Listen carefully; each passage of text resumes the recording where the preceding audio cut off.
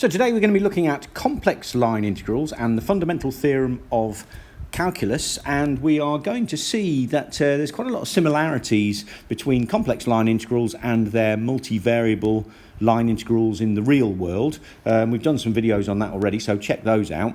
Now let's have a look at this equation here, because this basically is the definition of a complex line integral. Right, now C is a smooth path in a complex plane, and it is given by zt equals x of t add I y of t, where t is the parameterization and t is real. So again, this will involve our previous video where we were integrating complex valued functions with real valued variables. So this is z of t here is the path, z dashed of t is the differential of the path, and f of z is a function of a continuous function of the complex variable z. So z is contained in the complex sphere. Okay, now B and A, just one other thing, B and A are the start and end points of t. So that's what that is. Now what we're going to do is we're going to do one integral, complex line integral, and we're going to do it three different ways. And then hopefully that'll clarify stuff. Right, so let's get on with the first one. Here we go. So question one, integrate the complex function f of z equals z squared add iz. So z is contained in the complex world. Along the path, here is the path, so t is contained in the reals. This is the start point, and this is the end point of z t.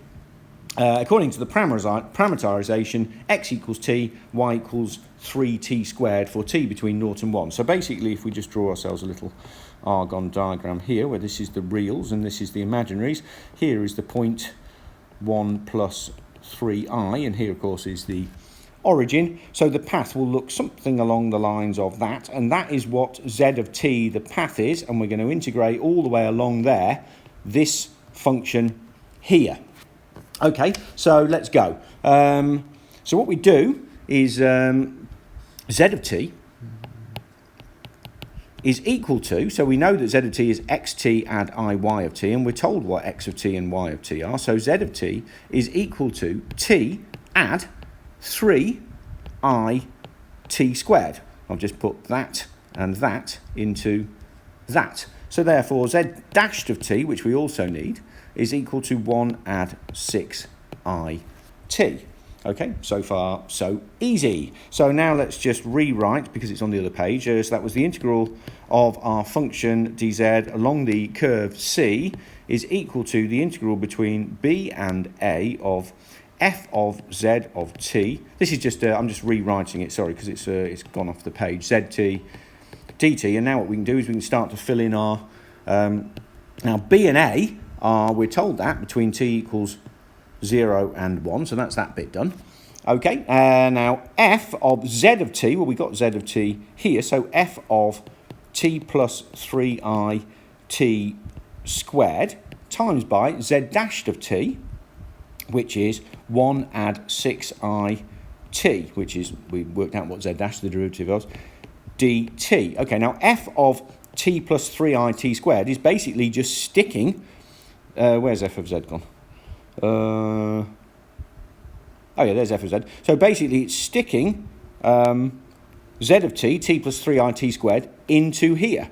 And so we can expand that out as equals the integral between 0 and 1 of, okay, so that equals t plus 3i t squared add I t plus 3i t squared. That's just putting it into the function f of z equals z squared add iz.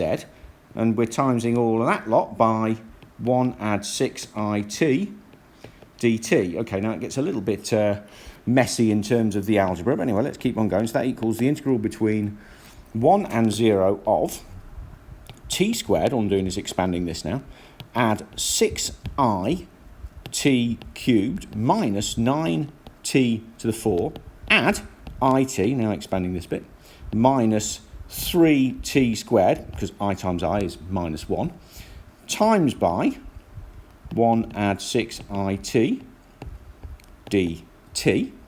And that equals, just adding up the like terms, minus 9t to the 4 minus 2t squared, that's the real part, add I, 6t cubed add t, times by 1 plus 6it dt. Okay, and now we've just got to multiply these two complex here, which equals the integral between 1 and 0 of minus 9t to the 4 minus 2t squared add I, 6t cubed add t, minus 54it to the 5th, now multiplying this and this out, minus 12it cubed minus 36t to the 4 minus 6t squared dt. Okay, so now all we've got to do is just collect likes again, minus 45t4 minus 8t squared add I, t minus 6t cubed minus 54t to the 5, and we're going to multiply, integrate that with respect to t, and finally we can integrate, and you can see that we now have our standard integration here of a complex valued function with a real valued variable t, which we've done in the previous video, the link to which is in the description to that. So that equals minus 9t to the 5 minus 8t cubed over 3 between 0 and 1, add I, t squared over 2 minus 6t to the 4 over 4 minus 9t to the 6 between 1 and 0 again, sorry, and that equals minus 9 minus 8 over 3, add I, half minus 6 over 4 minus 9, and that finally gives us our answer, minus 35 over 3 minus 10i. And that there is the answer to question 1. Okay, now what we're going to do is we are going to do the same question, but instead of doing this path here, we're going to do a slightly different path. So let's go on the next question, which as you see is the same. But the path this time has a different parameterization here. So basically that would be along the Argon diagram. Here's 1 and here's 3. And when we've done this, it's going to show us an interesting fact about these complex line integrals. So it's going to be this path here this time. So instead of that path which we did before, we're now integrating along this path. Okay, so let's go on that, and it's basically exactly the same method. So zt, well, it's xt add I yt, and we use our parameterization, is t add 3it, so z dashed of t is equal to 1 add 3i. Now that's a constant, so it makes it slightly easier. As you'll see, we can pull it out of the integral. Okay, so again, let's just write down our equation because it's 2 pages ago. So the integral along the curve C of f of z dz equals the integral between a and b, where a and b are real, f of z of t times z dashed of t dt, and just plugging our stuff in there. Again, that's the integral between t equals 0 and t equals 1 of. Now what we're going to do now is we're plugging z of t here again into the function f of z equals z squared as iz, and that gives us t add 3it squared add I, t add 3it times by 1 add 3i, which is z dashed of t dt. Now fortunately we can take the 1 add 3i out of the integral because it's a constant. I is a constant. Integral 1 and 0. And let's just expand this. T squared add 6it squared minus 9t squared add it minus 3t dt. And that equals 1 add 3i integral, just collecting all the terms. Where are we? Minus 8t squared minus 3t add I, 6t squared add t dt. Now we can integrate that, again, because we have a complex valued function and we have a real valued variable. So again, it's the same method that we used in the previous video. And that gives us minus 8t cubed over 3 minus 3t squared over 2 between 1 and 0. Add I, 6t cubed over 3, add t squared over 2 between 1 and 0. And that gives us 1 add 3i minus 8 over 3 minus 3 over 2.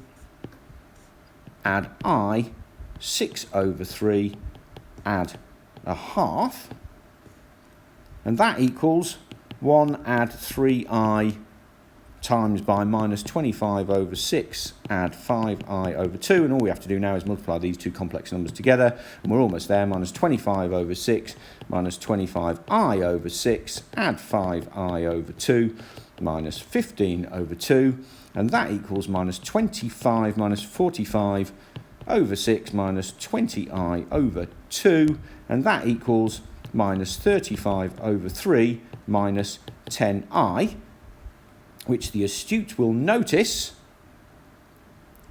is exactly the same as the other path. So what that says is that whether we do the straight line path or this path, and in actual fact any old path, we could do this path if we wanted to, whatever path we take from A to B, the result is going to be the same, and that is because the complex function is what's called holomorphic.